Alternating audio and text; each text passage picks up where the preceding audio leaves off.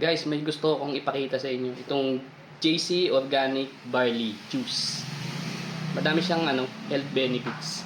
So, kung nagagawa nga natin gumastos para sa alak, why not gastos din tayo para sa good health, di ba?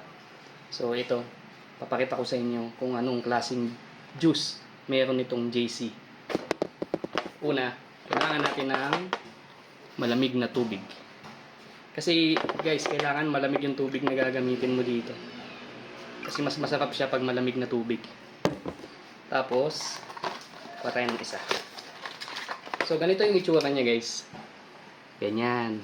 Stick. Timplahin natin. Ang bango nito guys. Tapos, napakasarap niyang inumin. Nakaka-addict.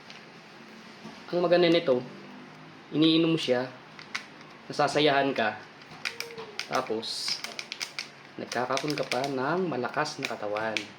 Ayan ang bango niya guys oh. Kulay green talaga siya. Actually meron tong mga ibang flavor. So ito yung pinaka nagustuhan ko kasi. Kaya ito yung ipapakita ko sa inyo. Yan, ang bango niya guys. Sa mga gustong mag-try nito, PM nyo lang ako. O pwede kayong umorder doon sa shop link ko sa baba ng video na to para ma-try nyo rin. Simulan na natin magpa-kondisyon ng katawan. Ayan ang sarap niya guys. Amoy pa lang ang sarap na. Iba talaga ang JC Organic Barley Juice. Ayan. Haluin nyo lang siyang mabuti. Ang sarap. Amoy pa lang, may in love ka na. So guys, kailangan talaga nito malamig yung tubig niya para mas mapil mo yung sarap niya. Papakita ko sa inyo yung tsura. Ayan guys oh. So ang sarap niyang inumin. Sa totoo lang guys, maganda siyang inumin sa umaga.